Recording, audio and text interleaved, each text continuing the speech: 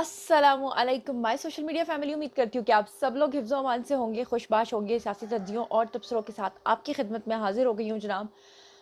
आज मैंने आपके साथ 7 न्यूज़ शेयर करनी थी, लेकिन जिस वक्त मैं ये वीडियो बना रही हूँ उस वक्त अचानक से एक ब्रेकिंग न्यूज़ आई है, और ब्रेकिंग न्यूज़ जो है वो कुछ अच्छी खबर नहीं है।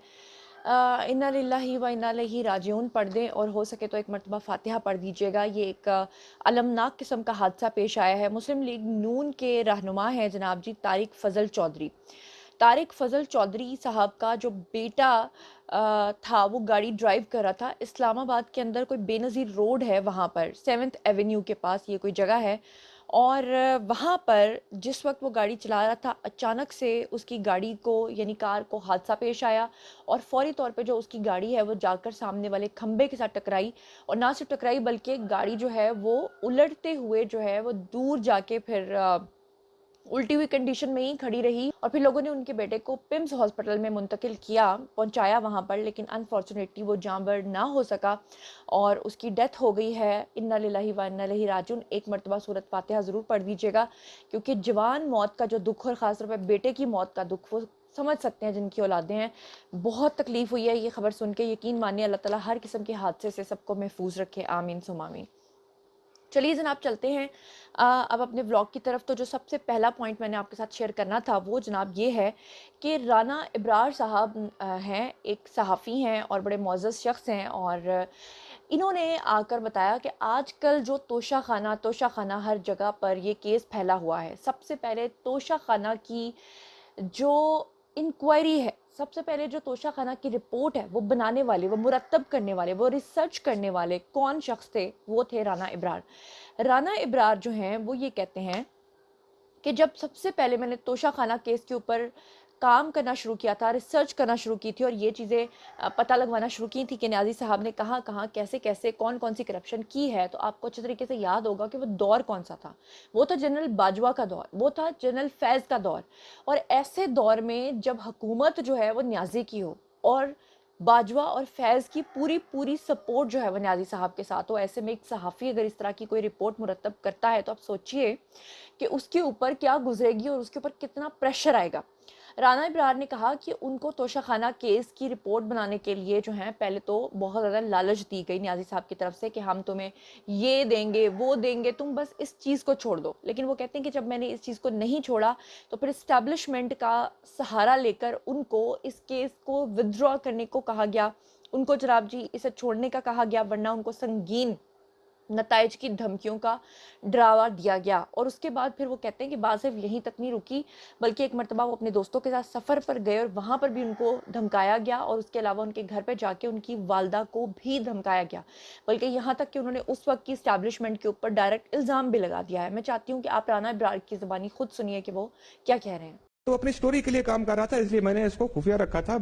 इस दौरान मुझे धमकियां भी दी गईं। जब शोकाज नोटिस जारी हुआ था, पहले मुझे कॉल किया गया सेक्रेटरी कैबिनेट डिवीजन की तरफ से, और उन्होंने मुझे ऑफर की थी कि मुझे कहा गया है एट एनी कास्ट इस मामले को खत्म कराओ, आप मेरे छोटे भाई हैं। क्योंकि वो सेक्रेटरी प्राइवेटाइजेशन जब थे और सेक्रेटरी कॉमर्स से मेरा उनसे मिलना जुलना होता था, तो उन्होंने कहा कि आप जो कहते हो मैं वो करने के लिए तैयार हूं, आप ये मेहरबानी करके विथड्रा कर लें। मैंने कहा ऐसा नहीं है, मैं विथड्रा नहीं कर सकता। अगर आप बहुत ज्यादा मजबूर करते हैं तो आप मुझे ऑफ द रिकॉर्ड फाइल की कॉपी दे दें, मैं ऑन द रिकॉर्ड विथड्रा कर लूंगा। लेकिन उन्होंने कहा कि मैं ये नहीं कर सकता। मैंने कहा मैं विथड्रा भी नहीं कर सकता। तो उसके बाद फिर मुझे धमकियों का सिलसिला शुरू हुआ। जब मामला हाईकोर्ट में गया तो मेरे घर में एजेंसियों के लोग आते रहे। मेरी वालदा को 70 साल से ज्यादा उनकी उम्र है, उनको थ्रेट किया गया, उनको धमकी दी गई, यहाँ तक कहा गया कि आपके घर में लाश आएगी। ये तक भी कहा गया। मुझे फॉलो किया जाता रहा। जब मैं जहां पर भी जाता था तो मेरे पीछे एक गाड़ी पर लोग मुझे फॉलो कर रहे होते थे। इसके अलावा हम सवात गए थे, 3 दोस्त थे हम, तो वहां पर पीटीआई के लोगों ने हमारे ऊपर हमला किया था, हमें जख्मी किया था। उसकी एफआईआर तक दर्ज नहीं हुई थी। जी, तो आपने सुना, और ये जो सब कुछ आप सुन रहे हैं ना, ये सब उस दौर में मालिया खौलिया की एक बीमारी थी। और इस मालिया खौलिया का जो ज़िक्र है वो शहबाज शरीफ साहब भी कर रहे हैं। शहबाज शरीफ कहते हैं कि जब मैं वज़ीर-ए-आज़म हाउस में शिफ्ट हुआ, जब मैं वहाँ पर रहने के लिए गया, तो वहाँ का एक मुलाजिम मेरे पास आया, और उस मुलाजिम ने मुझे कहा कि जनाब आपको पता है कि इमरान खान जो हैं वो आपसे यानी आपकी जमात से इस कदर तकलीफ़ में थे کہ وہ دن رات عدالتوں میں، اور جو سہولت کار تھے یعنی اسٹیبلشمنٹ میں بیٹھے ہوئے کچھ لوگ، ان کو دن رات یہ کہا کرتے تھے کہ میں نے آپ کو کہا تھا نواز شریف کو اریسٹ کرواؤ، شہباز شریف کو اریسٹ کرواؤ، ان کو سزا دلواؤ، ان کے ساتھ یہ کر دو، ان کے ساتھ وہ کر دو. اور اس ملازم نے جو گواہی دی اس کے اکارڈنگلی جو شہباز شریف بتا رہے ہیں، آپ خود ہی سن لیجئے ان کی زبانی. مجھے ایک شخص نے کہا جو وزیر اعظم ہاؤس میں کام کرتا ہے کہ شہباز شریف میں آپ کو ایک بات بتانا چاہتا ہوں.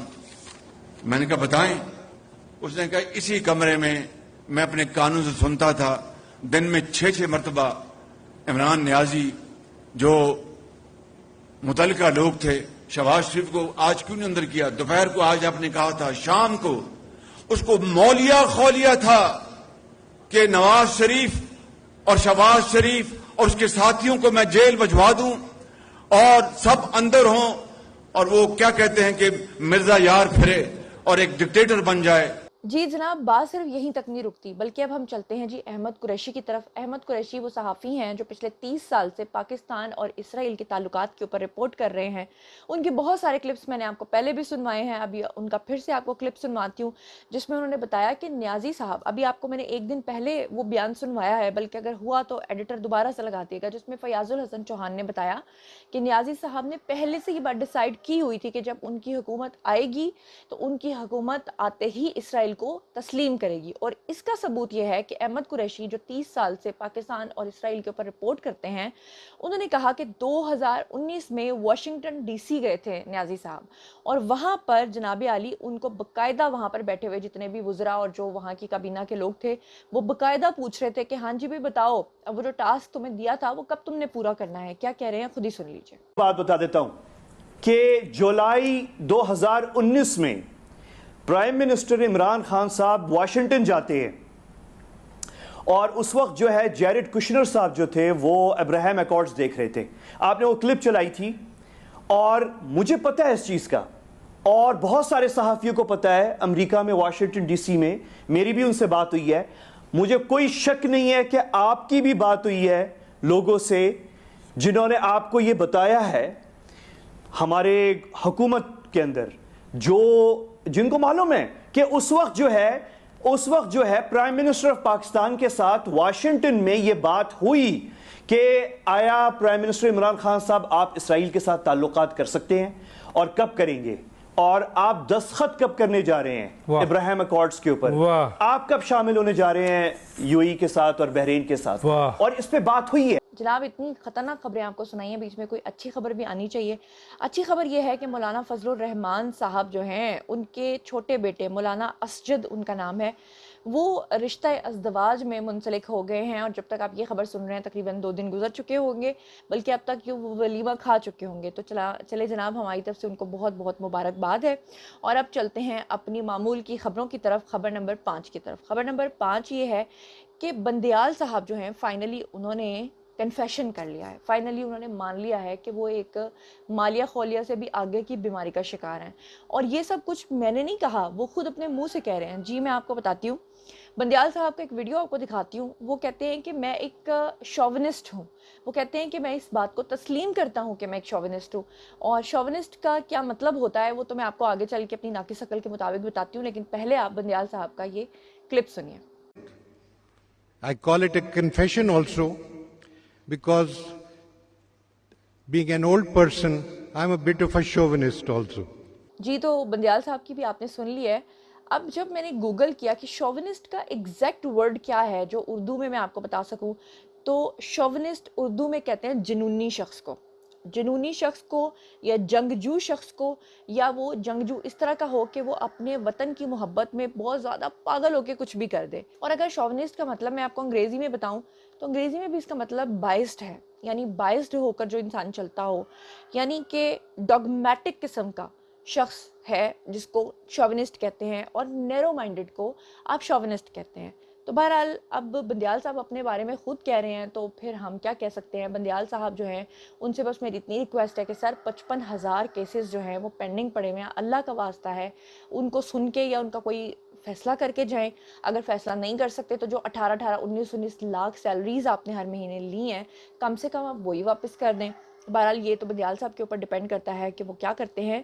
اب چلتے ہیں جناب جی اگلی خبر کی طرف، اور وہ ہے جی حریم شاہ سے ریلیٹڈ۔ حریم شاہ جو ہیں وہ آئے روز کوئی نہ کوئی نیا شوشہ چھوڑتی ہیں، اور جب بھی کوئی ایسی خبر آتی ہے تو ان کو لائم لائٹ کا شوق ہے۔ تو جناب انہوں نے اب یہ کہا ہے کہ وہ لنڈن پہنچ گئی ہیں، اور لنڈن وہ کس کی تلاش میں پہنچی ہیں؟ شہزاد اکبر کی تلاش میں۔ اب وہ کہتی ہیں کہ میں شہزاد اکبر کی تلاش میں لنڈن میں اس لیے گئی ہوں، اگر وہ میرے ہاتھ لگ گیا تو پھر اس کی خیر نہیں ہے، میں اس کو چھوڑوں گی نہیں، میں اس کی پٹائی کروں گی۔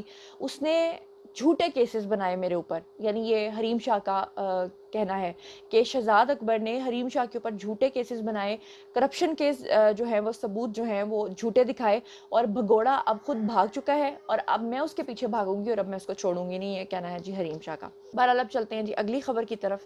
فیصل واؤڈا جو ہیں وہ اپنی پٹاری میں سے کچھ نہ کچھ خبریں لے کر آپ کی خدمت میں حاضر ہوتے رہتے ہیں، اور ہر بار وہ ایک ایسا انکشاف کرتے ہیں کہ سننے والا حیران رہ جاتا ہے۔ اب کی بار جو انہوں نے اپنی پٹاری میں سے خبر نکالی ہے اس میں وہ جنرل فیض کے بارے میں یہ بتا رہے ہیں کہ جنرل فیض نیازی صاحب کے ساتھ جو ہیں وہ بالکل بھی لائل نہیں تھے، بلکہ ان کو اپنا اقتدار جو ہے وہ عزیز تھا۔ انہوں نے 30 سال پاکستان پہ حکومت کا پلان بنایا ہوا تھا، اور اس کے اکارڈنگلی انہوں نے کرنا کیا تھا کہ انہوں نے صدارتی نظام پاکستان میں لانا تھا، اور خود 30 سال کے لیے بیٹھ جانا تھا، ڈکٹیٹرشپ میں آ جانا تھا، اور نیازی کو انہوں نے قید کروا دینا تھا، اور نیازی یہ سمجھتا رہا کہ فیض تو میرا ساتھ دے رہا ہے، وہ تو مجھے آگے وزیر اعظم بنانا چاہتا ہے۔ یہ جو 2035 تک کی باتیں کرتے تھے نا کہ 2035 تک ہماری حکومتیں چلیں گی، تو بہرحال کیا کہہ رہے ہیں فیصل واؤڈا آپ خود ہی سن لیجئے۔ آدھے اس معاملے میں ان کو پہچان نہیں ہے۔ ہمیں تو یہ سمجھ میں آ رہا تھا کہ یہ پہلے فارم میں ان کو پریزیڈنشل کا دانا ڈالے گا، ان کو الیکٹ کرے گا، پھر ان کو اندر کرے گا۔ دانا ڈالے گا؟ یہی جو چیف بننا چاہتا تھا فیض، اور کون؟ اچھا، پھر یہ اسی چیئرمین کو پرائم منسٹر کو اندر کر کے خود صدام کی طرح 20 سال بیٹھ جاتا۔ پروگرام تو ایکچولی یہ تھا، سب ایک دوسرے کا گیم کھیلے تھے، سب پکڑے گئے کیونکہ سب سمجھتے کہ انسان ہی سب کچھ ہے۔ تو جناب یہ ساری خبریں تو ہو گئی، لیکن آج کی خوشخبریوں کے بارے میں بات کر لیتے ہیں۔ بہت دنوں سے بہت اچھی خبریں آپ کے ساتھ شیئر نہیں کی ہیں، آج میں آپ کے ساتھ 4 خوشخبریاں شیئر کرنے جا رہی ہوں جناب جی۔ پہلی خوشخبری یہ ہے کہ جو پاکستان کی سمندری حدود کا دفاع ہے اس میں بڑی پیش رفت ہوئی ہے، اور وہ یہ ہوئی ہے کہ 2 فری گیٹس پاکستان کے اندر آ چکے ہیں، جو کہ ایک بڑی ہی خوش آئند بات ہے۔ دوسری جو خوشخبری ہے وہ یہ ہے کہ حکومتی اثاثوں کا بہتر انتظام جو ہے وہ پاکستان نے کرنے کا سوچ لیا ہے۔ پاکستان نے سوچا ہے کہ خود مختار دولت فنڈ جو ہے وہ قائم کیا جائے گا، جس سے پاکستان کی اکانومی کو بہت ہی فائدہ ہوگا، جو کہ ایک بڑی خوش آئند بات ہے۔ تیسرے نمبر پہ جو خوشخبری میں نے آپ کے ساتھ شیئر کرنی ہے جناب، وہ ہے کہ بلوچستان کے اندر ترقی، آپ کو پتا ہے کہ ترقی کا پہیہ تقریباً جام ہے، وہاں پر کچھ بھی نہیں ہے، لیکن اب فائنلی جو پی ڈی ایم گورنمنٹ ہے انہوں نے مل کر بلوچستان کے اندر ترقی کے لیے گرین بس سروس جو ہے وہ شروع کرنے کا فیصلہ کیا ہے، بلکہ اس کو کوئٹہ سے انہوں نے شروع کرنے کا فیصلہ کیا ہے، جو کہ ایک بہت اچھی بات ہے، کیونکہ پاکستان کے تمام شہری جو ہیں وہ برابر ہیں اور ان کے حقوق بھی برابر ہونے چاہیے۔ اور چوتھی جو خوشخبری میں نے آپ کے ساتھ شیئر کرنی ہے وہ بلاول کے حوالے سے ہے کہ انہوں نے دھابجی اکنامک زون کا سنگ بنیاد رکھا ہے، جو کہ ایک بڑی خوش آئند بات ہے، ورنہ تو سندھ کے اندر اگر آپ جائیں، کراچی کے اندر آپ جائیں تو جو حالات آپ کو وہاں پہ نظر آتے ہیں، یقین کریں دل دکھتا ہے سندھ کا حال دیکھ کر، لیکن اگر انہوں نے اکنامک زون کی بنیاد رکھی ہے تو اس سے خوشحالی آئے گی اور لوگ جو ہیں وہ ترقی کریں گے، جو کہ ایک بڑی اچھی بات ہے۔